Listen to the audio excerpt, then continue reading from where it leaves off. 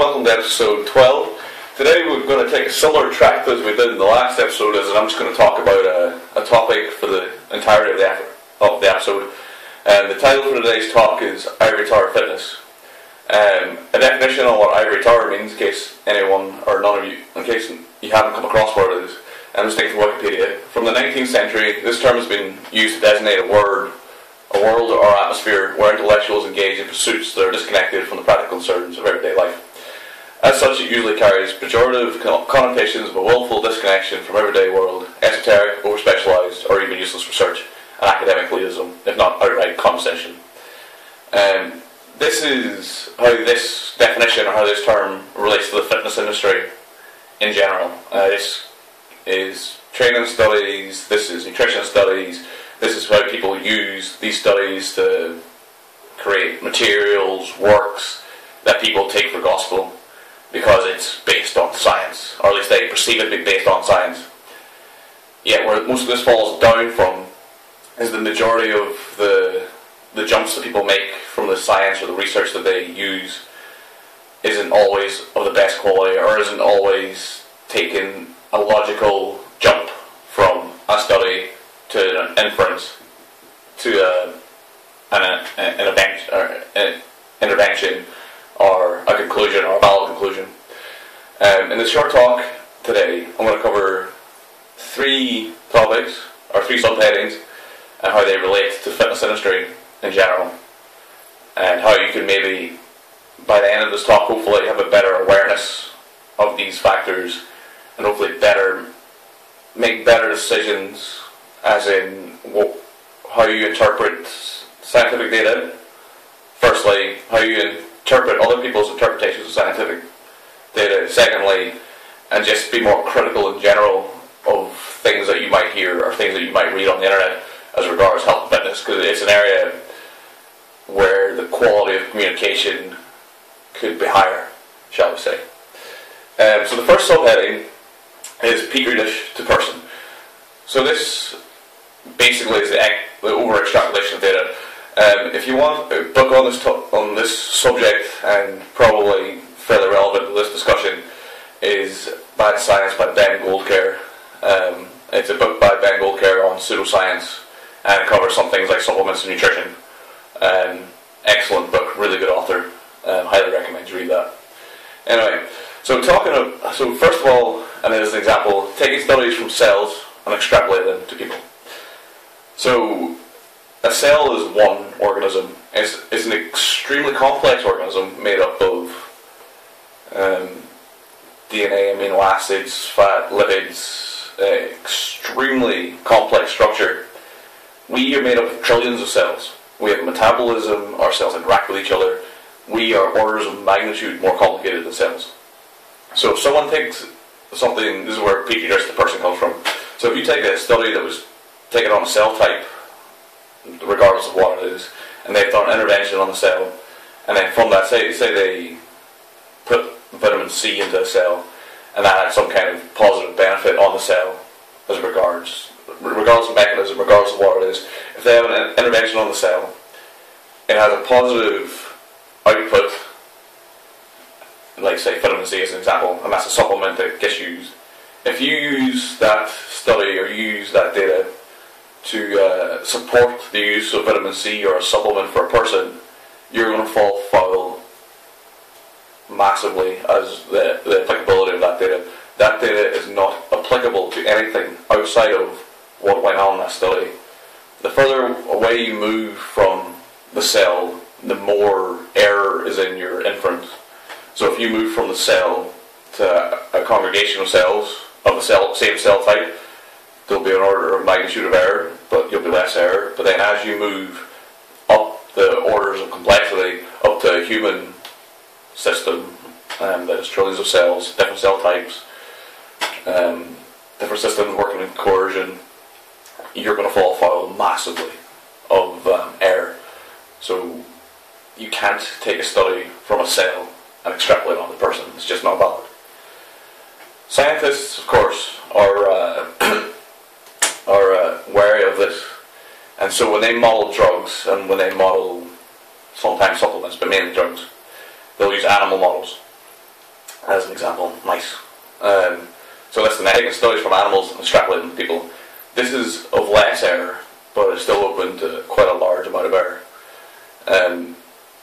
If you got a drug and you want to put it on trial, there's steps you need to go through to get to the point where you can do a trial on people.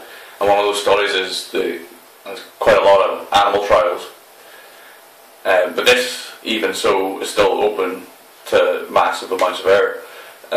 So if we take a recent study that was published in the Proceedings of the National Academy of Science in 2012, February 11, it was published, and there was quite a lot of media around it. They showed that the model of mice inflammation was almost completely different, or just completely foreign from the inflammation in humans. This is quite a complex study, or quite a complex subject. I don't want to use it. I don't want to go into too much of the specifics. I just want to point out that mice are probably the biggest animal model we use. There are millions of mice around the world that get used for studies on drugs, on various things, and we know the mechanisms inside of mice quite well, and we've inferred successfully from mice to humans for many drugs. But this is quite a recent finding, and what they showed is, and to quote the study, some of the same pathways may be affected, but what's important are gene responses, and they are incredibly different. This is from Ronald Davis, who's a professor of biochemistry and genetics at Stanford School of Medicine and co-author on the study. He follows, that's significant because we're using mice as a model system often to develop drugs, and drugs are going to target gene products. So what they found is that the effects of a drug or drugs on the gene responses on mice is completely different, or incredibly different, uses of words to them people, and the authors are pointing this out as a problem in a well-established system of animal models being extrapolated to people for drugs.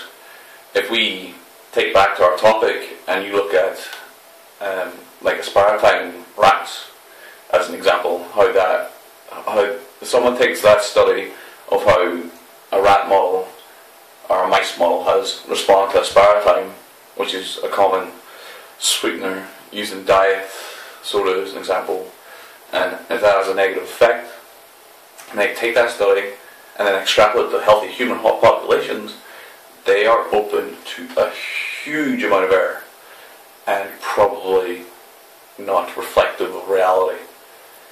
This happens all the time in nutrition, less extent in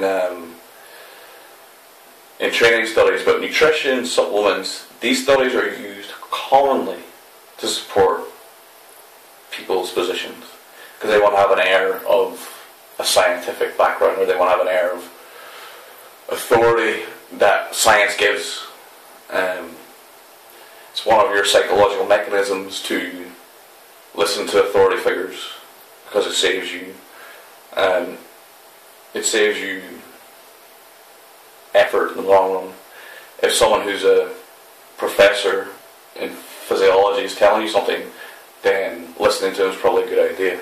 However, if someone is trying to sell you supplements, or someone who's a personal trainer or a fitness expert who hasn't got the qualifications or the scientific understanding to be making these inferences, is where are your authority figures? I might be a bit more mindful of who I listen to and where I get my information from. Another example of this in humans. So Ben Goldker's new book, Bad Pharma, he looks at it. He uses a criticism of drug trials currently that are used in unhealthy populations that show greater effects. So if you have a drug and you want to target a specific population, say a sick population, and you give them the drug, and you have say it's, take an example, is beta blockers in a population that suffer from heart disease, or suffer acute heart disease, or they've responded for, they've had a heart attack and they're recovering, and you take that and you get a positive result in that population. That means that that drug is valid for that population. However, you take these findings and extrapolate them on health populations, again, you're open to error. What you've inferred is not necessarily correct, and this is within humans and other humans. So the problems with the metabolism and the orders of magnitude complexity and all the rest of it are negated because it's the same species. However, if I have an illness that responds to the drug, and that gives you a positive result, and you try and put that on to a healthy population, then your inference is probably going to be incorrect, or it's definitely going to be incorrect as regards to the power of the inference. So that covers that subtopic of petri dish to person. It's quite a large topic and quite a complex topic, so hopefully I've done some justice and you have some kind of understanding of where I'm coming from. The next subheading is the overcomplication of a practical endeavour. So again, to get back on the subject of what this YouTube is about, what my blog's about, what I deal with, weight training and diet at their core are a practical endeavour. They are something that you do day in, day out, and you gain experience from these things. Practical endeavours like this are best served by personal experience. Your experience with training, I've tried this exercise, I try to get my bench better, and over the last 3 years I've tried these different approaches, and I've found a common thread in my experimentation with these different approaches that this approach works for me. That is a valid inference, because the population specification could be any more precise. It's you. Your intervention couldn't be any more precise, because you're doing what you want to get better at. And then your experience, if you keep a weight log or you keep some kind of record, you can quantify these experiences and show definitively, not definitively, but with more power what has worked for you in the past and what hasn't worked for you in the past. And this is where keeping a detailed weight log is a useful tool. That's something else that we may talk about in our time. So, and for diet as well, you could have tried low carb, you could have tried intermittent fasting, you could have tried any kind of dietary intervention. The ones that have worked for you consistently are the ones that you're probably best sticking to. I'm not going to get into the hormonal factors, the whatever you want to get into, because it's not worthwhile. Because what I'm saying, like the things that people say about low carb effect on insulin may be accurate, it may not be accurate. I don't know. I wouldn't be pretentious enough to say I know either way. However, I can say that on a low carb diet, I lose body fat. So, regardless of what the mechanism may or may not be, I know for me that's a relative inference, and I can use that now to lose weight and lose body fat easily with no stress. So if you found intermittent fasting worked for you in the past, or you found that for whatever psychological reason or whatever reason that doing a calorie controlled diet works for you, and you've got lean on it in the past, or all of these things are just the same phenomenon put it into the same place. So if low carb, low calories, and intermittent fasting are all just manifestations of the same thing that works, it doesn't matter. If the diet works for you psychologically, if the diet works for you physically, and from your own inferences you know it works, then that's a valid inference. However, taking studies from animal populations, taking studies from non-healthy population, human population, taking studies from non-specific sources is not a valid reason to do a diet. It's not even close to being a valid reason. So I think we've talked about diet quite enough for now. What I want to talk about now is training studies and how they might not be applicable to you as a person. So studies and training are generally speaking, and this is being brutally honest, are of poor quality when it comes to a scientific trial. They have small populations, they have bad controls. They're never, if ever, done on a specific population. They're normally done on PE students, and the majority of people who are involved in sports science would agree with this, I would imagine.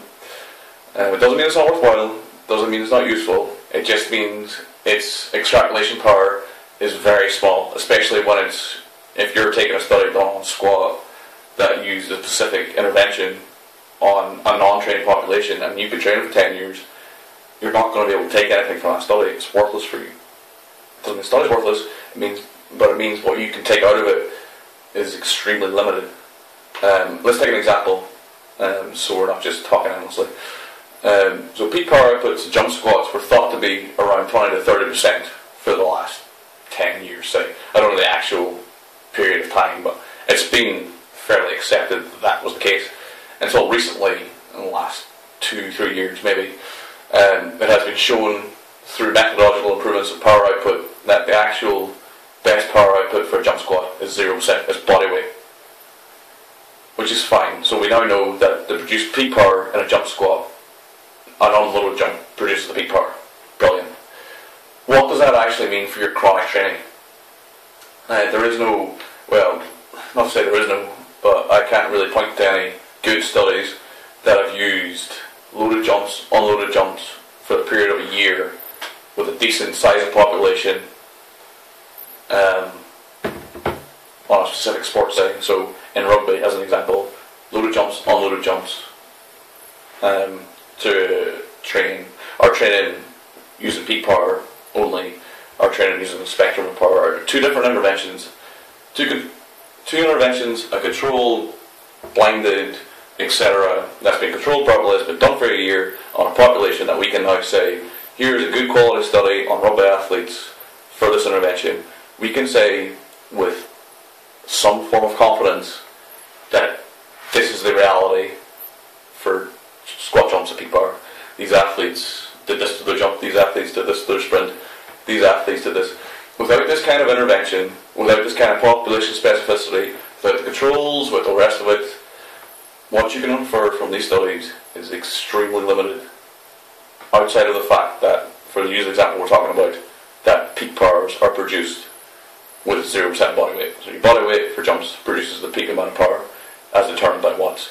What that means for your training, as far as your jump height, as far as your running, sprinting ability, your cutting ability, what we can infer from that is pretty much zero, without just speculating wildly, in which case there's no point even engaging with science, because you can just go ahead and do it yourself. So what we're going to do now is we're going to take a specific example within supplementation and nutrition. We're going to look at what two systematic reviews have to say on the topic of antioxidants. Now, what systematic review is a look at the literature, so they congregate all of the evidence on a specific subject. So what they'll do is they'll look for all the studies that have been done on the topic they're looking at, pull all the results together, and then they'll perform statistical analysis on the results to see if there's a significant difference for a positive outcome, negative outcome, or no outcome. So the first review we're going to look at is published in the British Medical Journal. Lead author was Elaine W.T. Chong. It's published in 2007. Title of the study is Dietary Antioxidants and Primary Prevention of Age-Related Muscular Degeneration, Systematic Review and Meta-Analysis. They looked at a combined cohort of studies that had a population of 149,203 people, so fairly large population. So the more population, when you're looking at a general topic like this, the more power it holds. So the conclusion they came up with is there is insufficient evidence to support the role of dietary antioxidants, including the case of dietary antioxidant supplements, for the primary prevention of early age-related muscular dystrophy. So there's a specific population looking at a specific topic with a specific intervention with a large population, and they have found a neutral or fairly neutral finding. They didn't find any evidence to support the role of dietary antioxidants. So it has no benefit, say. So if you're going to try to take it to prevent muscular degeneration as you age, then you're going to achieve nothing according to this study. So the next systematic review is published in 2012 by the Cochrane Collaboration. The Cochrane Collaboration perform systematic reviews on subjects within medicine, so they do this quite a lot. They have a website if you want to look them up. The present systematic review included. So this is a review on the effects of antioxidants on mortality. The present systematic review included 78 randomized clinical trials. In total, 296,707 participants were randomized to antioxidant supplements. Supplements used were beta-carotene, vitamin A, vitamin C, vitamin E, and selenium. And this is versus a placebo or no intervention at all. And what they found was, when all the trials were combined, antioxidants may or may not have increased mortality, depending on which statistical combination method was employed. The analysis that is typically used when similarity is present demonstrated that antioxidants use slightly increased mortality. That is, the patients consuming antioxidants were 1.03 times as likely to die as were controls. So when versus controls, so people just not doing anything or just going about their normal life, versus people who take antioxidant supplements, that's the people who took antioxidant supplements were 3% more likely to die. So not exactly a positive finding. Not a hugely significant finding. Nothing to suggest if you take antioxidants, then you're going to drastically increase your mortality rate. But there is another example of a large study on well-controlled trials that shows a negative impact on mortality for antioxidant supplements. And you'll know yourself how prevalent antioxidant supplementation is within marketing, within fitness and health blogs, within personal trainers talking, this is a superfood because yada yada antioxidants. This food increases my my likelihood to die by 3% because there's antioxidants in it, according to the study, which is a good study. That's like a little bit hyperbolic, but that is what I'm talking about. What someone who uses science that's produced on cells, produced on animals, produced on sick populations, produced using bad controls, produced using no controls, produced using a non-specific population, anything that's like scientifically questionable, the power of what you can take from it is very limited, because when you collate all this data into one more powerful study, what you find might be completely counterintuitive to what you think is reality. You probably thought before you watched this video that taking antioxidant supplements was a good idea. Well, it turns out that if considered two systematic reviews with a combined population of nearly 500,000 people, that it's not worth considering, because it has no benefit whatsoever. Or in the worst case scenario, you might increase the likelihood of you dying prematurely by 3%. So who'd have thunk it? So hopefully that acts as like a little example of what I'm talking about as far as goes trying to expound too much, or trying to expound too much, or trying to over extrapolate, or trying to speculate too much based off bad science, or based off not bad science, perhaps that's a bad choice of words, based off weak science, shall we say. Anyway, this is the last and final topic. A lack of understanding on how to infer from scientific findings. We're going to finish up on how you maybe better filter information, or how you better filter the sources of your information. So without a robust education or understanding into how to infer from scientific studies, the margins for error in your understanding are large. You're hamstrung by your understanding what you can infer accurately from either raw scientific data, from the validity of what someone is saying, or from the credibility of someone as a source. So without this training, or without this knowledge, it's difficult for you as a person to decipher who's talking nonsense, who's not talking nonsense. For all you know, I'm talking on the ass. I might be, I don't know. I hope not. So there's 3 things you can enact to help you in this matter. The best thing you can do to filter the input from others is to do some research on them, or maybe find someone who you followed their advice and has worked for you in the past. If their advice works, then where they get that advice from for you, if it gets you to your end goal, where they get that advice from, or where they pull it out from scientific data, might be a nonsense. As long as it works, and you're happy. That's fair enough. So if someone has helped you in the past, or someone's given you advice in the past, if they give you diet advice and it's worked, give you training advice and it's worked, and it consistently works, pay attention to people like that. People who are just on the internet, like me, and just talking, or just producing articles, or trying to sell you supplements, or just trying to do them. If you don't know who they are, and you don't have any experience with them, and they don't have sound credentials, like they don't have a decent degree from a ratified university, they're not a member of a respected body, they don't tick boxes that makes them a reasonable authority figure, don't listen to those people, or at least don't listen to them readily. Be critical of these people, be critical of this information, and it'll serve you well in the long run. Anecdotally, so the best thing you can do, or not the best thing you can do, some of the best advice you can hear is anecdotal advice. The term bro science gets banded around a lot to discredit the anecdotal evidence of others. However, this is narrow-sighted, shall we say, as you're instantly trying to get rid of one of the most valid sources of information you have, scientifically speaking, is the experience of other people that are in the exact same population you're in. You should be listening to people and trying what people do and applying that to yourself. And the reason you apply it to yourself is we're going to finish on what we're going to call the concept of the study of one. So everything you do within your life is a study as far as regards training, as regards diet. You're doing it on yourself. So if you keep a log of your training, keep a log of your diet, you measure things you do, so you measure your strength levels by the weights you use in the gym and the reps you get from them, and you take a record of it.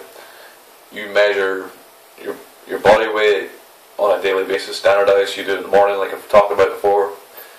You have measures within, or checks within your day-to-day life that show that if the diet you're doing is having an effect. So if you're losing strength, you haven't changed your training. The only thing you change your diet is if the only thing you've changed is your diet, and you measure your waist circumference, your hip circumference, and you measure your weight every morning, and your strength training is the same, and you find that you're getting weaker, you're getting lighter, or maybe getting heavier, and your fat is increasing, then what you're doing is not increasing your lean mass. It's just an example of things you can do. It's just be wary that you as an individual have massive variance to how you react to things, and you should be mindful of this when you try things. You should be always come down to the bottom line. What does this mean for me? When I look at this advice, when I look at this training study, what does that mean for me in my training? When I listen to this person's advice, what does that mean for me?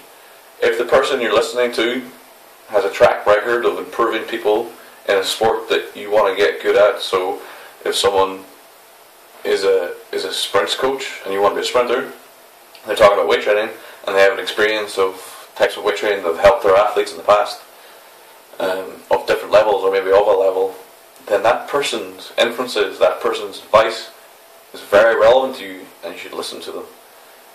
However, if you're a bodybuilder and you're listening to the same coach talking about weight training, his advice for you is not so relevant because you have two disparate goals.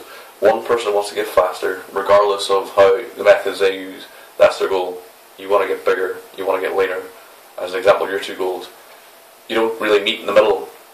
You need to be critical of the advice you listen to, and how, but always at the end of it, what does this mean for me as an individual? Okay, we're going to wrap up there. This has been quite a long talk. Hopefully it's not been boring. Hopefully I haven't rambled too much. I'd really like some input on this, so maybe get into a discussion on it, maybe debate on it in the comments. Really would like some feedback on this. So if you want to, even if it's just feedback on that was boring as hell, never do that again, I would appreciate it. Okay, that concludes episode 12. I'll see you next time.